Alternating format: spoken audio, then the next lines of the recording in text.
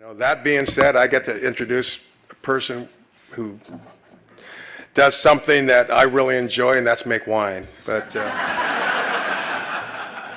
okay, but how perfect is this? Winiarski means winemaker in Polish. But after hearing the accomplishments of pioneering Napa Valley legend Warren Winiarski, it may be time to expand the meaning to include mentor, preservationist, and philanthropist. Warren left icy Chicago for the sun and soil of Napa Valley and hit the ground running. Within 3 years, he climbed from winemaking apprentice to become Robert Mondavi's first winemaker. In 1970, in the greatest act of agricultural gentrification, he planted his first Napa Valley Cabernet Sauvignon in an old prune yard. They would prove the most consequential acres in the history of California wine. 6 short years later, at the ultra-prestigious Judgment of Paris, a blind taste test that is the global Super Bowl of wine, Winiarski's Stag's Leap Cellars Cabernet Sauvignon emerged victorious against the hallowed names of French winemaking royalty. The Napa Valley upstart had kicked down the chateau doors forever.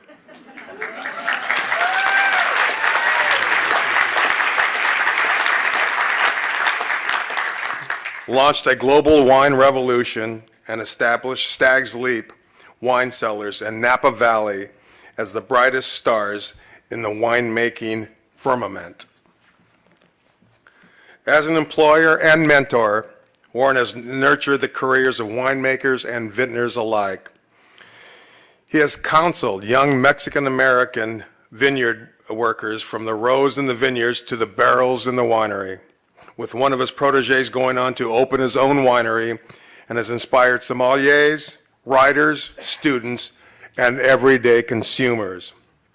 His passion for land conservation stretches over decades.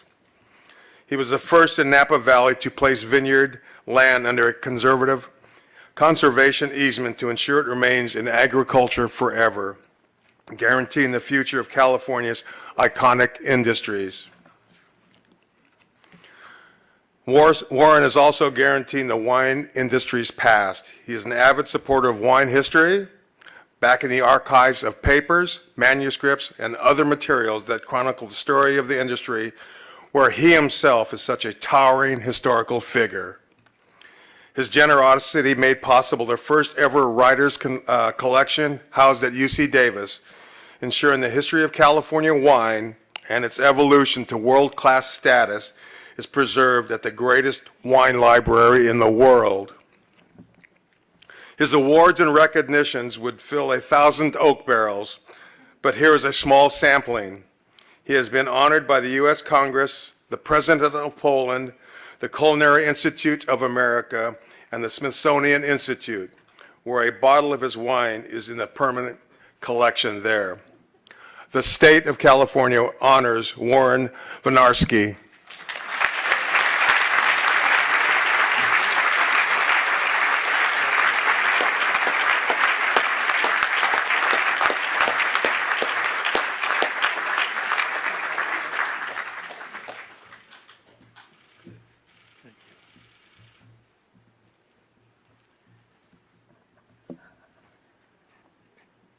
Was that a 60-yard pass?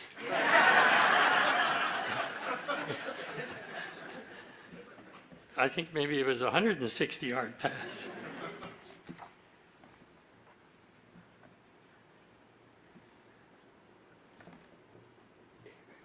We came to California in 1964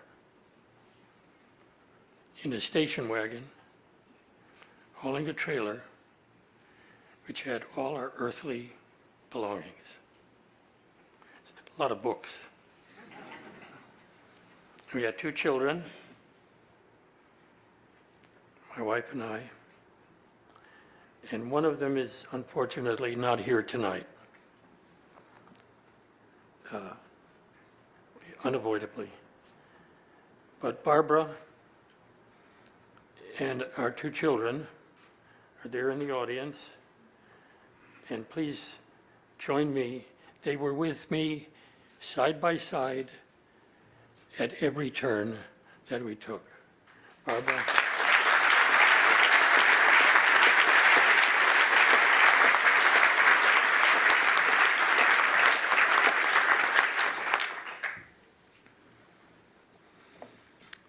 And I had a choice.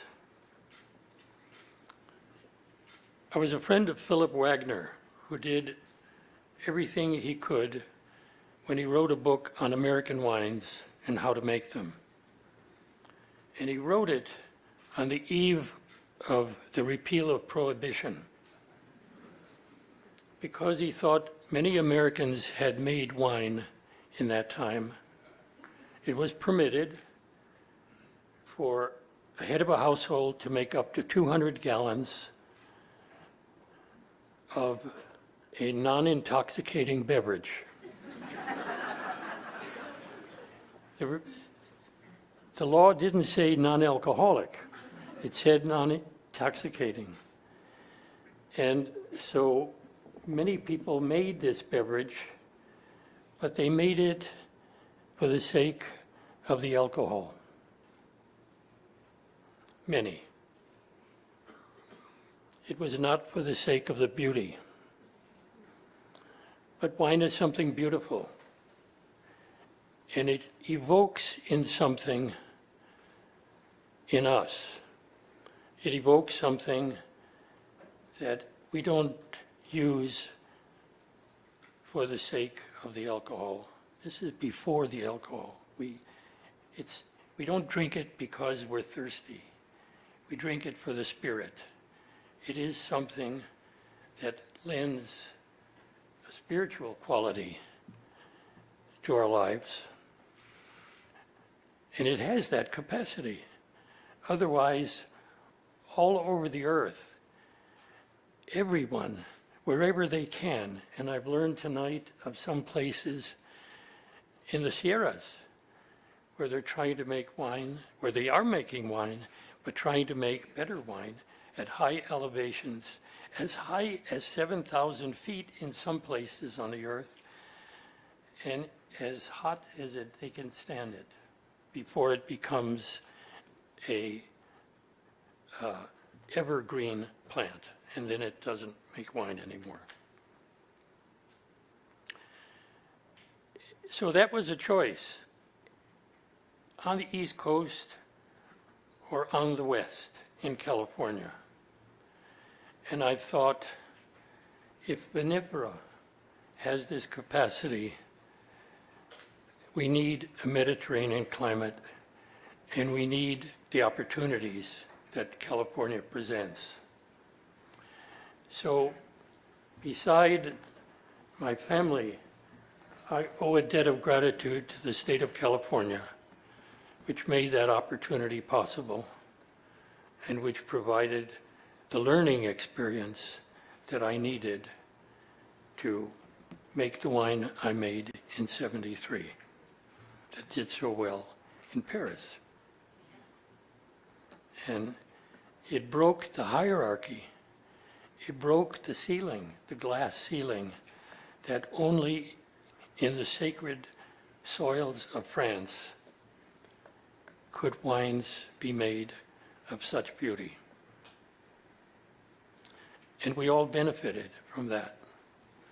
And globally, around the world, they shed the artificial barrier to their aspiration.